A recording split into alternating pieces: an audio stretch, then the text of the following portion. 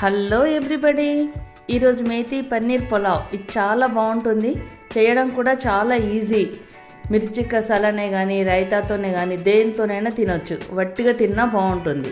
ఎలా చేయాలో చూద్దాం. ఒక పాన్ పెట్టేసి ఆయిల్ పోయాలి. ఆ తర్వాత కొన్ని పన్నీర్ ముక్కలు వేసేసి కొంచెం కలర్ మారే వరకు ఫ్రై చేయాలి. ఇలా ఫ్రై చేసుకున్న పన్నీర్ ముక్కల్ని మనం చల్లటి నీళ్ళల్లో వేసేయాలి.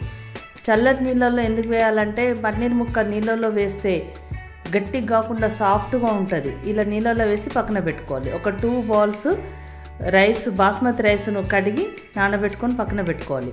ఎంత రైస్ అయితే అంత మెంతెం కూర, 2 బౌల్స్ మెంతెం కూర, 1 బౌల్ పెరుగు తీసుకోవాలి. ఆ తర్వాత ఒక స్టవ్ పైన గిన్నె పెట్టేసి సగం నూనె సగం నెయ్యి పోయాలి. నూనె వేడైంది.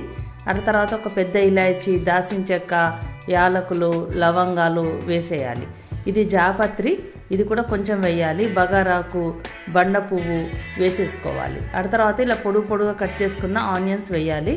పచ్చిమిర్చి వేసుకోవాలి. పచ్చిమిర్చి మన తినే కారాన్ని బట్టి వేసుకోవాలి. ఆ తర్వాత 1 టీ స్పూన్ సాజీరా వేయాలి. ఒకసారి కలుపుకోవాలి. ఆ తర్వాత ఒక పెద్ద టేబుల్ స్పూను అల్లం వెల్లుల్లి వేయాలి. అల్లం వెల్లుల్లి ఆనియన్ గోలిన తర్వాతనే వేయాలి. ఇలా పచ్చి వాసన పోయే వరకు కొంచెం ఫ్రై చేయాలి. ఆ తర్వాత కడిగి పెట్టుకున్న మెంతెం కూర ఆకుని వేసేసుకొని అంతా ఒకసారి కలుపుకోవాలి. ఈ మెంతెం కూర మంచిగా గోలాలి. ఇప్పుడు పచ్చి బఠానీలు కూడా వేసుకొని 2 మంచిగా ఫ్రై చేయాలి. చూడండి, ఇలా ఫ్రై అయిన తర్వాతనే 1 టీ స్పూను బిర్యానీ మసాలా వేసుకోవాలి. ఆ తర్వాత మనం కడిగి నానబెట్టుకున్న 2 కప్ రైస్ను వేసేసుకోవాలి. బియ్యం గింజ ఇరగకుండా నిదానంగా కలుపుకోవాలి. ఆ తర్వాత కొంచెం పసుపు వేయాలి. ఆ తర్వాత సాల్ట్, మనం తినేదాన్ని బట్టి సాల్ట్ వేసుకోవాలి. 1 టీ స్పూను ధనియా పొడి వేసేసుకొని అంతా ఒకసారి కలుపుకోవాలి. ఒక 2 నిమిషాలు ఈ రైస్ నూనెలో గోలాలి. ఇప్పుడు 1 కప్పు పెరుగు వేసుకోవాలి. 2 కప్స్ రైస్ అయితే 1 కప్పు పెరుగు వేసుకున్నాము. ఈ బియ్యం కూడా ఆల్రెడీ ఒక ½ అన్ అవర్ నీళ్ళలో నానినాయి కాబట్టి మనకు వాటర్ చాలా తక్కువ పడుతుంది. ఎంత రైస్ అయితే అంతే వాటర్ పడుతుంది. 1 కప్పు పెరుగు వేసినాము, నానినాయి కాబట్టి 2 కప్స్ వాటర్ పోసుకున్నాం. ఇలా వాటర్ పోసేసి మూత పెట్టేసి మీడియం ఫ్లేమ్ పైన కుక్ చేయాలి. చూడండి, ఇప్పుడు 80% ఉడికింది రైసు. ఇప్పుడు మనం ఫ్రై చేసి పెట్టుకున్న పన్నీర్ ముక్కల్ని వేసేసి అంతా ఒకసారి కలుపుకోవాలి.